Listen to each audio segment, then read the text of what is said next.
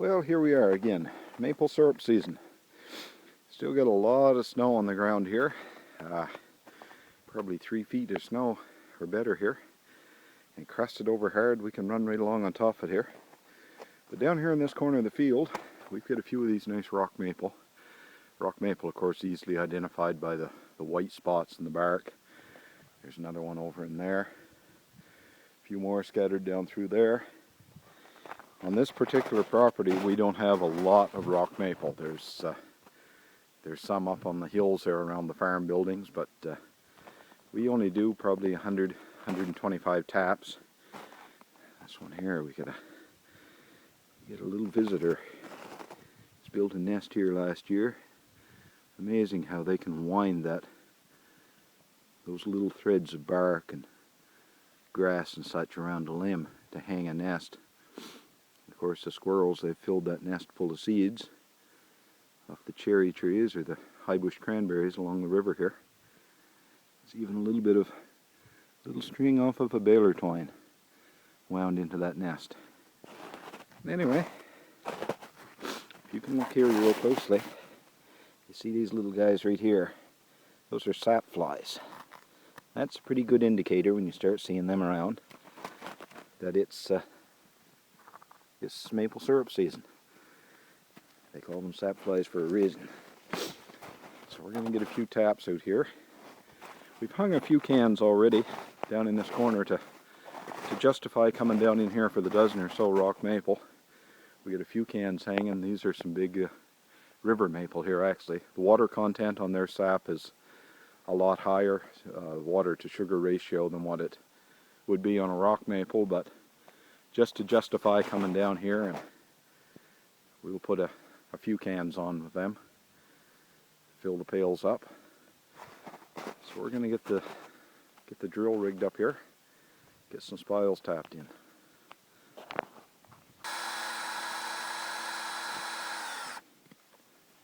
Put your drill up on high speed, buddy. How to do that? The switch right here. Oh. Let's go a bit deeper.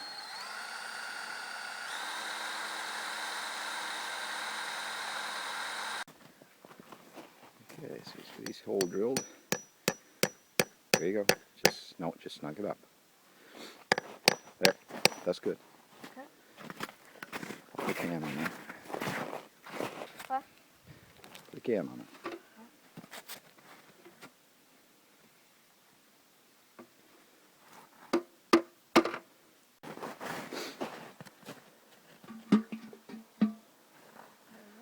Okay.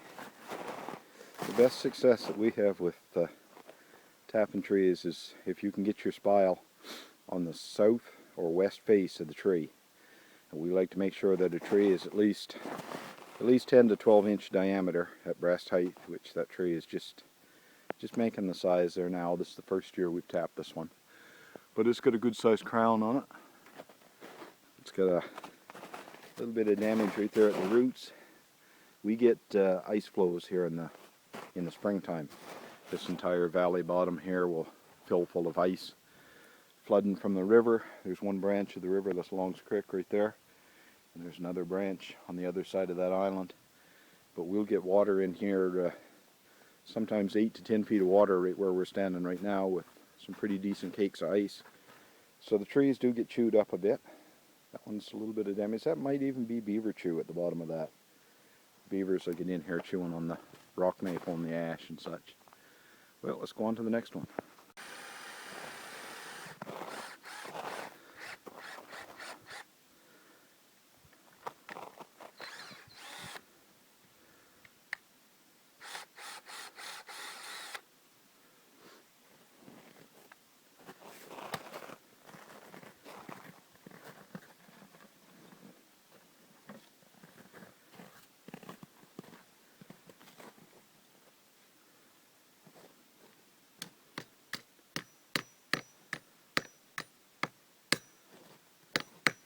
That's good right there, bud.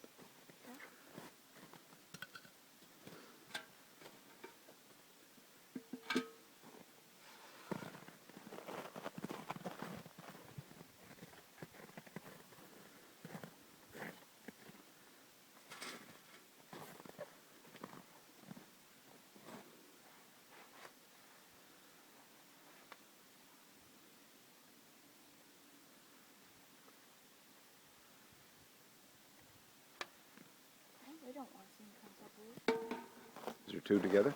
Yeah. Take them apart. We'll need the other ones for the other cans. Get one by itself there, Benjamin. Oh, here we go. You got it?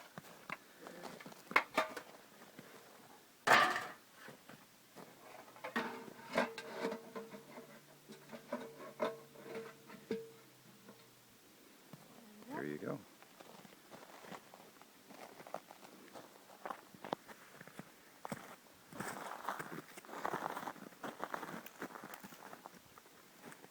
Put your drill down a little bit there now on the back. So you're going in level. Yep.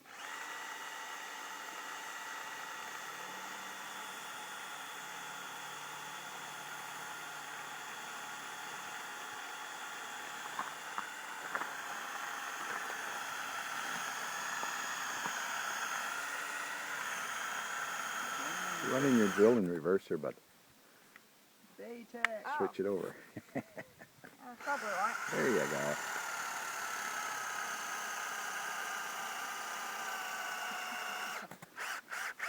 You'll get her.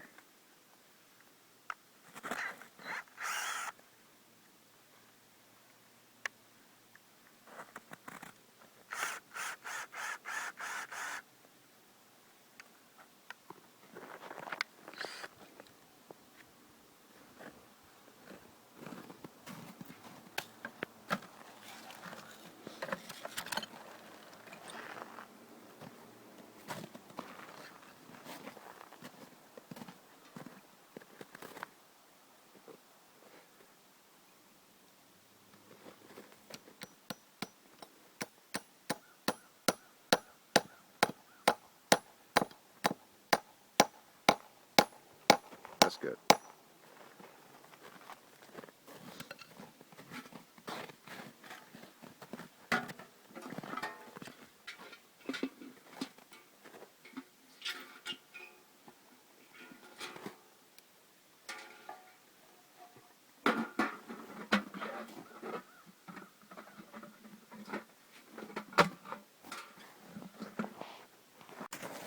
Here, bottom of your drill down.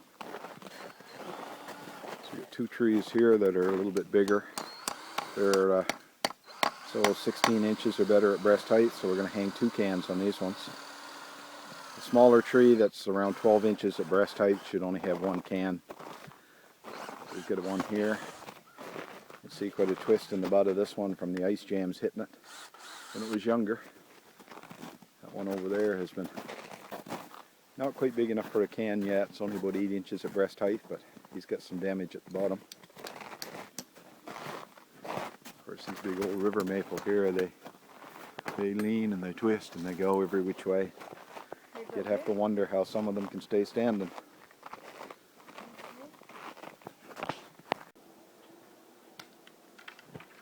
It's a little pond right here, natural pond that formed in the river bottom, and there's a underground spring feeds up into the water here.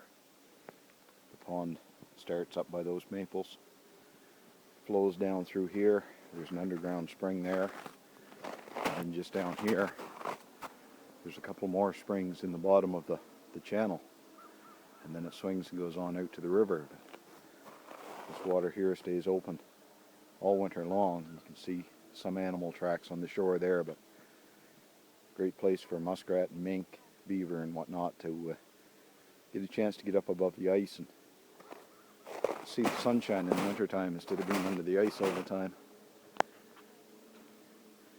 And the collie, I think she's found probably a coon den up in that cluster of maple down there. Something's got her interest.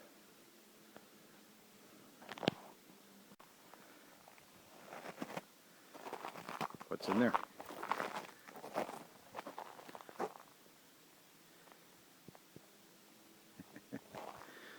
One thing about these cans down the valley bottom, we won't be able to leave them on too long. We have to watch the weather quite closely with these ones. The cans that we have up on the ridge back of the farm, they're well protected from flooding, but once the river starts to melt out good and the ice starts breaking up, we got to pull these cans off down here in the bottoms. or else they'll be down the river 60 mile and we'll be out our money. Anyway, that's a little glimpse at today's tapping. Have a good one.